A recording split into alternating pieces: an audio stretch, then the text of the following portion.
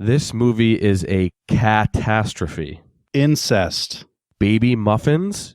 A talking egg? It's Puss in Boots.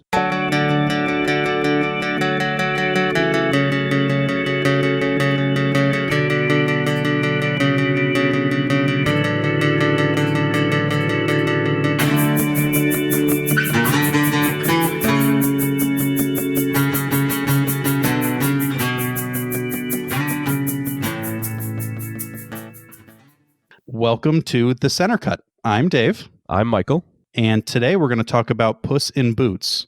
Fun fact, I always thought it was Puss in Boots, like shake and bake or cocaine and heroin, but it isn't. Turns out it's the Puss in the Boots. But today we're going to talk about that. And for those of you who haven't heard our podcast before, if this is your first episode, we do have an introduction that you can go check out that explains kind of what we're doing here. For the Cliff Notes version, Mike, why don't you tell them what we're doing? We watch the first 15 minutes and last 15 minutes of Puss in Boots, and we're going to try to figure out what happened in between.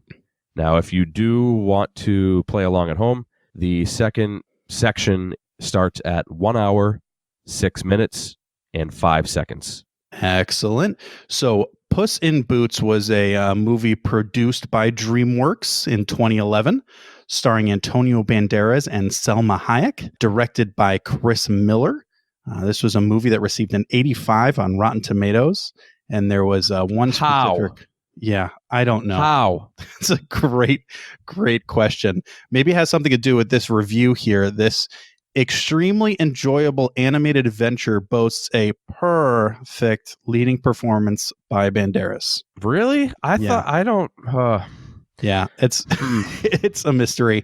Hopefully, it's something we're gonna figure out as we move through everything here. So, why don't you tell us about the beginning of the movie here, Mike? The movie opens up with Puss in Boots waking up from a conceivable one-night stand. He tries to sneak out before the girl cat wakes up. Dick move. Unrelated, but he accidentally calls her Margarita, which reminded me of the world's worst pizza, Margarita pizza. You know what I'd like on my tomato-based bread pie? How about more tomatoes? Fuck out of here with that shit. Margarita pizza sucks. I know that has nothing to do with anything, but I just have to say because I don't understand. I have strong feelings about that, but you already ruined Cadbury eggs for me last week, so I'm just going to pretend that you didn't talk about Margarita pizzas like that. You like Margarita pizza? I do, mainly because I don't like sauce. I thought Margarita pizza it's just tomato. I'm sorry to have disappointed you. Anyway, so yeah, Puss can't help himself. He steals this Mexican dude's ring. The dude had a cage, presumably for Puss, tied to his wrist. Think about that for a second. This dude had a cat in a cage chained to his wrist. If all Mexicans were like this, I could understand why Trump would want to build a wall. Yeah, that's pretty intense. I would assume it was for that $500 reward. Well, I don't know that a time period is mentioned at all in the movie, but I'm assuming it was Victorian era because $500 is nothing now. For a cat, though, that's a pretty hefty reward for a cat. I guess for a cat, but a talking cat? Okay, that's true. Good point. Puss does escape, and we're whisked away to Festival del Fuego y el Pollo, Fire and Chicken. Puss walks into a dark, silent, boring-ass looking bar, and we get our first round of cat jokes, and he pays for some milk with the ring that he pilfered. We do learn about the $500 reward, like you mentioned, and he learns about Jack and Jill and the magic beans. This bar patron straight up has the Jack and the Beanstalk fairy tale inked on his body in multiple janky-ass prison tats. It's my favorite part of the movie because it's so ridiculous. Yeah, he explains the whole story using tattoos, and it keeps on cutting away from him and then cutting back to him, and he's taken off another piece of clothing, showing an additional tattoo with a very adult joke about showing off the golden eggs, you know? Yeah, I'm all about testicle jokes. Like, adult jokes in kids' movies are next level. Like, it's hard enough to be funny. This podcast is proof. But to be funny to a subset of people while also making it so the people enjoying the larger piece of art. Why am I still talking? But yeah, it's good. So we meet Jack. He's got fucking warthogs with glowing eyes. He's locking beans in his hand, and he eats a key. What a savage. Yeah, I've never experienced something that I loved so much that I'd be willing to not let it out of my hand, and also be willing to pass a key in order to unlock it to obtain it later. Seems a little excessive, but I guess if these beans are really worth it. Do you think he likes the beans, or he just knows that people are going to be out to get his beans? I would assume that both, really, honestly, is what I'm going to say. I think he really loves beans, as witnessed by the fact that he's just holding him in his bare hand in a box chained to his hand. But also, he understands the value in them that we find out a little bit more about later. I think he knows how important they are. Dave, I hate this movie. That sentence wasn't even funny at all. I'm just explaining the movie to you guys. This one might be lacking the comedy part, but you're going to know a lot more about Puss in Boots, everyone. Jack and Jill check into a hotel. Jack, played by Billy Bob Thornton, wants a baby. Speaking of, is Puss in Boots a boy? Like, I don't see a cat dick. And if you've learned anything about me these past 2 podcasts, when I watch movies, my singular concern is how much genitals are in them. I would think that Puss is a boy mainly because of just his mannerisms, but it's 2019 and I can't say that kind of stuff. There's no way of knowing. Yeah, animal penises, man. Animal penises, man. I really like them. Like, not like in an unhealthy serial killer way. I'm just like curious about them. Like, I'm like a scientist with them. I just want to know about them. Can I ask a serious question? You can. Did you Google what a cat penis looks like to try and decipher whether or not Puss in Boots had a cat penis? I didn't, but I have, or my wife has a dog, and I know what his penis looks like. So I imagine that cat penises are similar to dog penises. Entirely different thing. Really, though? Yep. They're four-legged creatures. Aren't all four-legged creatures' penises the same? Have you ever seen a horse? Well, but yeah, but that's like 5 times the size of a dog. No, I mean, that's not horrible math. They're like 20 times the size of a dog. That's one of those mini horses. Yeah, so just, I don't know. Well, see, this is why I'm obsessed with them, because I just want to know. Here I was thinking that we wouldn't be 8 minutes into this thing talking about penises, but, you know. Anyway, we digress. Puss tries to sneak into Jack and Jill's room to steal the beans, but a new, cooler-looking caped black cat is also there, and way stealthier. Way cooler. Yeah. Before they can work together, they're caught and have to escape by running across some rooftops. He'd probably run better if he weren't, wearing boots. That's probably a good bet, actually. The boots are probably hindering him pretty considerably, considering that we've already had, at this point, seen a scene of him holding himself up and the boots just fucking falling off. Now, I don't know if you've ever been hanging off something, but your shoes don't just immediately fall off as soon as they're not between the floor and your foot. So they're obviously not good fitting boots either. Nope. He ends up falling into this storm drain thing, into a giant den chock full of pussy, and we're then treated to 4 minutes of 2 cats dance fighting. Now, if that sounds miserable, you are correct. Dave, this movie sucks. Yeah, this movie was pretty bad. I was perplexed by the milk hitting the boot thing and how he got super angry after that happened. Have you never heard that Chris Rock song, like talk song from the early 2000s? No, I really haven't. On Pumas? Yeah, it's like that. People really care about their shoes, man. Oh, okay. So that's what it was. It was just like you got milk on my dirty shoes. What are you doing? Well, they're not dirty to begin with. They're clean shoes that you've paid a lot of money for. Looked pretty dirty to me, just in that particular scene. Dave. Got milk on my dirty boots, and now I'm pissed. That's the way I've had enough of this movie already, and we're not even halfway through. Dave, what happens in the second half? First and foremost, I want to quickly mention and take a bold stance here, and I don't really like cats. Now, I'm a dog person. I feel like cats are just murder tools that hate everything and everyone around them. I have really delicate skin, and those little clawed bastards just get me in a way that I can't explain. It's just a situation that I don't enjoy. I also understand that it is not the best thing to do to remove cats' claws. It's inhumane, so I don't suggest doing that, but I hate their claws so much, and I never want to be around them. So just want to upfront talk about that, because some of my views on cats here might be a little a little important and might come off a little rash, but I wanted to give a little backstory to that. The second half of this movie picks up with Puss in jail. The guard is at that 15-minute mark, right at the beginning of it. The guard is in the middle of shushing Puss, who is inside a jail cell because he was presumably being too loud, in which Puss puts on his adorable cat stare. For any of you who have seen any Shrek movies or anything like that, it's his like go-to move, where he just tries to look cute and get people to do things for him. He does that and gets the door open at least, but then the guard notices what he's doing, sprays him with a water bottle. Funny pet joke, haha. Great movie. This is a really great movie. And then he gets the job gets finished by a surprise intruder who helps out with the process. So we meet this intruder who was a black cat. We're assuming, or at least I'm assuming, it's the same black cat that we saw in the beginning of the movie, but now they aren't caped and cloaked and stealthy looking.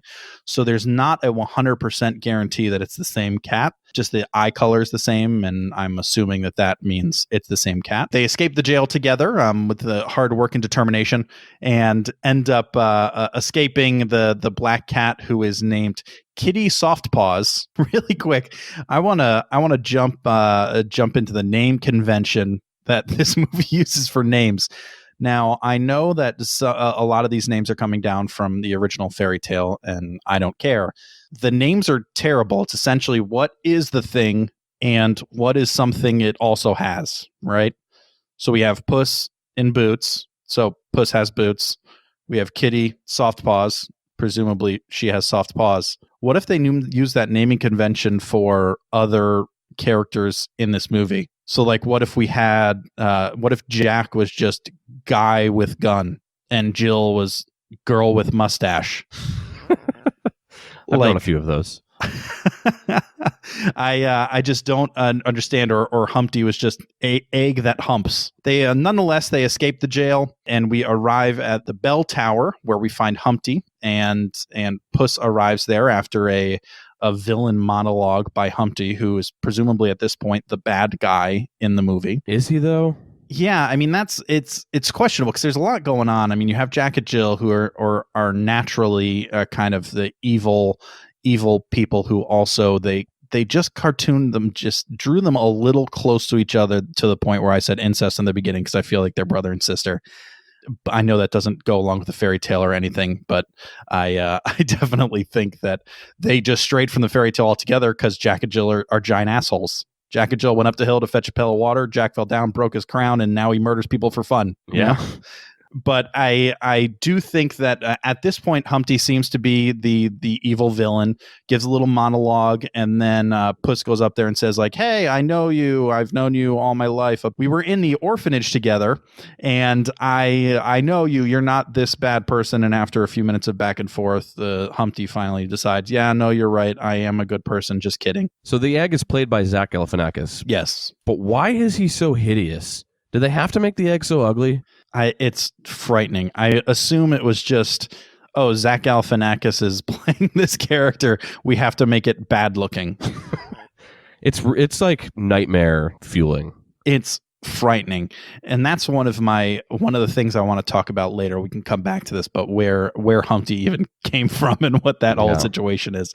But nonetheless, we end up in a place where Humpty is on board of helping. They have a chick up there with them, what is presumably laying all of these golden eggs that are scattered around. I'm kind of confused about that because that's what you're led to believe. But also, there's like a mixing of different fairy tales because it also kind of looks like it's an ugly duckling. Yeah, I don't know what is going on. I assumed that it was they went to the place at the top of the vine with the magic beans, stole this little chick, and this little chick is laying tiny golden eggs. I was too afraid to Google how early chicks start laying eggs because I'm pretty sure that's how you end up on a list that you don't want to be on. But that feels like what happened to me, at least, of kind of putting the picture together. But what do you know about Jack and the Beanstalk? Nothing. Are you familiar with? Okay, so I am a little bit familiar, being that I've read a golden book about Jack and the Beanstalk. Cool. And so here's it in a nutshell, because I think this is really important, because this is, I think, what happens in the middle of the movie, or at least gets us to where we need to be. So basically, Jack is poor. His mom sends him out to go fucking sell their cow. Instead, he trades the cow for beans. So he's basically, and the beans, I mean, for me, it's just a metaphor for drugs, and Jack is a huge loser. And he comes home with the beans, drugs, and his mom says, "You got freaking beans for a cow? We needed money." So she throws the beans, drugs, out the window. They go to bed. The beans turn into a vine. Cocaine he climbs tree. up the vine, gets really high, going high up in the clouds, and he steals a bunch of shit to fuel his drug habit, and one of which is a golden goose. And then the giant up there chases him down, but him and his mother cut down the beanstalk and kill the giant, his dad. And I don't know why it's his dad, but in this drug metaphor, it's the dad. Yep. And that's it. And then they live happily ever after, which is, I don't understand the moral of it. Basically, you live happily ever after. Yeah. You've done such a good job stealing some other people's shit and then killing them. Yeah, but that's Jack and a Beanstalk. So you're right. I think he does go up there with the beans and get the goose, and that's kind of where we're at. Somehow Humpty ended up with the goose, who is laying these golden eggs, and the big goose is going to come down to get its chick. Humpty flies with this weird flying machine that he just randomly invented because, surprise, Humpty is also Da Vinci. I don't know. And Puss is going to get the goose's attention to get them out of town so that they can give the chick back to the goose, and all is well and good. Ends up not going as well as planned. The goose wrecks a little bit of the town. I feel like the Game of Thrones guys watched the scene with the goose attacking the city, and they're like, it'd be cool if this goose was a dragon. Like, that's totally what that scene, it reminded me of the last one of the last episodes of Game of Thrones. There you go. I was going to make at least 3 Game of Thrones references up until this point, and because I made one last episode, I was refusing to. So I'm glad you stepped in and did that for me. You're welcome. Yeah, thanks. So they make it to the bridge. They get the goose out of the town, but the bridge collapses under the goose's weight. Humpty and the chick are both hanging onto ropes, hanging off of the bridge. Puss has both of them, one in each hand. There's a whole exchange of how Puss needs to make a decision of who he's going to choose, and he's not letting Humpty go this time, and Humpty makes the decision for him, lets go of the rope, falls to his death, which is something I was not expecting at the end of this movie. I was not expecting egg suicide. Yeah, I wasn't either. That was definitely a dark turn that I wasn't ready for. Yeah, they could have dragged it out, but it was over easy. No. Oh, great egg pun. Nice job, buddy. And then he dies. One got me. You surprised me with that one. Stay gold, homely boy. So Puss is able to save the chick, gives the chick back to the mother goose, who then goes to fly away and sees that when Humpty fell, turns out his inside was a golden egg all along. So she picks up Humpty's corpse and takes it with her wherever they're going. Cut back to Puss, who goes back to his the orphanage, says hi to his mom. She keeps calling him boy. I don't know. This movie's fucking crazy. Then they run off into him and Kitty, who showed up in the middle of the fight to help out, run off into the sunset, and there the movie ends. So I don't want to be crude. I'm really trying to be. This is a family movie, but near the end, Puss, a shadowy Puss. And it really does look like he was skull fucking Kitty soft paws. Do you know what scene I'm talking about? No, I don't remember that. Oh my God, you have to watch it. I think it's supposed to be him riding a horse, but it does not look like him riding a horse, because the problem is he's up at the top of the horse's head because he's a small cat. It just looks ridiculous. You have to see it. Okay. I'll really pay some attention to that. I'll throw that on later and watch it on loop for my own. But you didn't self. You didn't. You said the movie just ends there. It does not end there. There is like another 3 minutes of cat dancing to Lady Gaga, and it's worse than the first cat dancing. Yeah, I kind of loop that into part of the credits, but I do agree that it is a pretty hardcore cat dancing. He makes enough cats faint to spell the name Antonio Banderas, which is just bananas. something I noticed too at the very end when he's riding off into the sunset and giving his final monologue, because there was not a lot of things that were consistent through this movie. So Puss is a thief in the beginning and the hero at the end. Kitty is evil in the beginning and nice in the end. What else? There are some animals that can talk and others that can't. Figure that one out. So nothing is continuous through this movie. The one point of continuity is, man, oh man, Puss in Boots really loves doing it.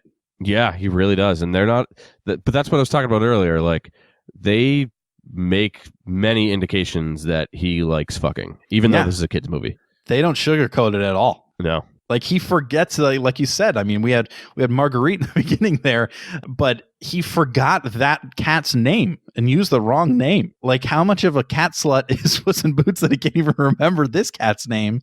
And then at the end, I have a quote that I'd like to read when he's riding off into the sunset. See, he says he's a great lover of beautiful women, a great, great lover. Really, it's crazy.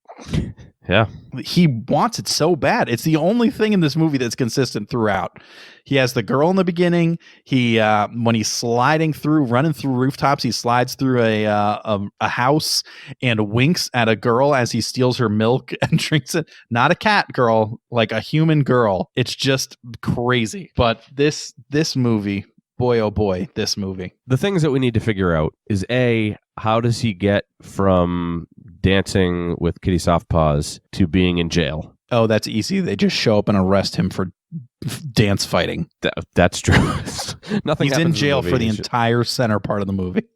Yep. The whole rest of the movie he's in jail. No. Yeah, that's definitely something we want to address.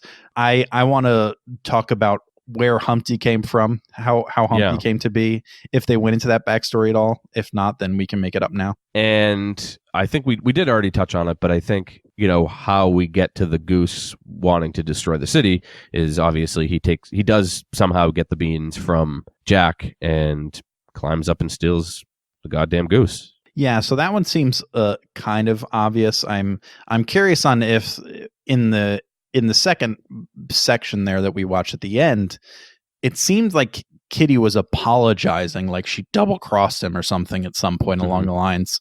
And I'm interested if that came into play at some point within the middle there. Yeah, it's a good question. Man, this movie was bad. It was. Yeah, so let's talk about Humpty. I want to talk about my thing now. So this is the way I see it. We find out in the end that Humpty turns out an egg from the golden goose because he's gold on the inside. I don't know why he wasn't gold on the outside. Is that also an ugly duckling type of thing? In which case they are doing that multiple times. But this is the way I see it happening, is that like teenage golden goose gets knocked up by the quarterback rooster, who I'm going to name Chad. And Chad's kind of a deadbeat, doesn't want anything to do with the baby. And golden goose is like, I just can't handle this. I'm too young to deal with this. I just can't do it. So they cuts to the orphanage and the mom or caretaker of the orphanage, and there's an earthquake and they're all hiding under tables, chairs, under doorways. And when it finally subsides, they open the door outside and find a basket with a fucking egg with a dirty old man's face. He really does have a dirty old man's face. and then they just decide, you know what? We already have a talking cat. Who the fuck cares? Let's take care of this ugly egg man. So I think that's a pretty good postulation. However, how is he an egg from the golden goose, but also has human characteristics? Like all the other golden eggs are just freaking eggs. Oh, it's because he's fertilized. See, I don't understand how reproduction works. So You're going to have to school me on this. I also do not. I have no idea. We're boys. What do you expect from us? We don't know anything about the reproductive system, human or otherwise. True. Okay. So I guess that could be what happened. But how does he become like mayor/king? See, did you assume that he was mayor/king? He wears a crown. Maybe he's just a little dick. But he's also at the top of a castle. Oh, he's at the bell tower I guess the top of a castle, fine. So how does Humpty become king? Great question. He uses his magic egg powers to convince everyone to elect him in this, the first democracy, to be the mayor of Eggtown. He scrambles their brains. Who, number 2. There's 2 egg puns, guys. So, speaking of eggs, Good transition. I don't know why this made me think of this. This isn't even really a good segue. Oh, man. I've only ever eaten scrambled, hard-boiled, and fried eggs. I'm an uncultured swine. Like, have you ever eaten like poached eggs? Yes. Like, what I had even is some that? last weekend. What is that? Yeah, they're slowly cooked in if you're making them in a traditional fashion, they're slowly cooked in boiling water, so it evenly cooks them all the way around. But you get a soft yolk, but there's no frying to it. But it's still finished similar to a fried egg, but it's more evenly cooked with no kind of frying or cooking marks. That's how horrible this movie is. I would rather talk about eating eggs. Have you had deviled eggs? That's not a type of egg. That's just a fucking hard-boiled egg cut in half. and mixed with other ingredients. Yeah, but that's just mixing it with other ingredients. I'm talking about cooking the egg. Okay, hold on. Okay, fine. If we want to talk about the ways eggs are cooked, a fried egg is very general. There's a lot of different ways that you can fry an egg. I mean, over easy. Can I be honest? Yeah, you can. I don't know what any of that means. Oh man, are we gonna have like to me, a fried egg is a fried egg. Like, what is it like? Welcome to Cooking Eggs with Dave and his idiot friend Mike. So an over easy egg is only cooked on one side, and if you cover it, the top cooks just a little bit, but it's considered sunny side up because the top of the egg is not uncooked but lightly cooked compared to the fried side. Over easy, you fry both sides. See, if I was a burglar, I wouldn't even break into people's houses and steal things. I would just break into their houses and force them to cook me eggs because I don't know how to do it. That might be a way to just become a little bit more cultured. To become an egg burglar. Okay. The egg burglar. Man, this movie sucked. I do not understand animated movies and how they decide which animals can talk and not talk. And it really drives me crazy. I think the biggest example of this is obvious. It's Goofy and Pluto. Like, why can Goofy talk and Pluto can't? Exactly. Like, what is differentiating the two of them? Or why can Puss and this other character talk, but every other cat in that cat bar seems to not talk? And they're dumb. Like, they're just like they're chasing lights around. Yep. Cat jokes. Yeah, I don't know. It's some of the animals are fully formed humans and the other ones just all have like Down syndrome. Like, here's I'm not going to keep that in there. I didn't know what I was saying before I said it. I'm sorry. It's okay. It's all right. But I just don't understand. Like, even the goose can't, like, this highly evolved goose that can fucking lay golden eggs can't talk, but this cat that was raised in an orphanage can. And I could even understand if like certain species couldn't talk, like if all the cats could talk, but all of the eggs couldn't. Right. But instead it's like this mix, like Humpty, an egg, is holding other eggs in his egg hands. Yeah. And he can talk and they can't. Is that some like class structure? Imagine a class structure in the real world where like important people, so people with money or people with certain statuses or power could speak, and people who were poor and didn't matter couldn't. Like, that's what I feel like it is. It's like this class structure of important characters can talk and unimportant ones can't. Have you read a history book from pre-1900? That's basically how we ran our country. Yeah, but even I would even understand if like these other eggs had faces. True. Yeah, they're just faceless, shitty eggs. How are these just regular eggs? I mean, they're gold, but they're just regular ass eggs. They're being held by a talking egg with an old man Galifianakis face. It's just inconceivable. Yeah, it is. I don't understand how that explains the middle of the movie, but I don't either, but it was just really bothering me. What do you want to talk about? Not this movie. Well, we already decided how he gets in jail, right? Bad So, dance fighting. Done. yeah, how really did Puss get into jail? So I know we talked about, yes, it could be the dance fighting. Could it be that it's because he stole the beans? So that's my thought process. I don't know if it's because he stole the beans, but maybe because he stole the chick, or a combination of both. It does feel like, based on, like we said earlier, that Kitty kind of double crossed him at some point. Maybe she Okay. double crossed him with Humpty. Maybe they were all working together as a team, and she double crossed him and then realized Humpty was a crazy egg bitch and flip sides. But Puss seems to like Humpty, though. Like, he says they're brothers multiple times. Yeah, I think it seems so. They were both raised in the same orphanage, from what I can gather, based on the drawings that Humpty had of them both holding a golden egg over their heads. Yeah. Like, this fucking movie. But I think that at some point, Puss realized that this was not about just being able to get golden eggs and be rich, and it was more about Humpty trying to destroy their home because he was annoyed that Puss left him there. That's deep. Yeah, I think that's far deeper than this movie intended to go. probably. It was probably just something stupid, like Humpty was mad they didn't like his yoke or something. But see, that's where I disagree. I don't think Humpty had anything to do with Puss being imprisoned. Okay. Because, again, they're friends. Yeah. He's gold inside. I just think that Kitty Softpaws, I don't even like saying that. It sounds so stupid. The Makes it black sound so dirty. woman cat. That was worse. That was far worse. Try again. The cat who is a woman and also color is wears she, Mike? shoes. She is of the black persuasion.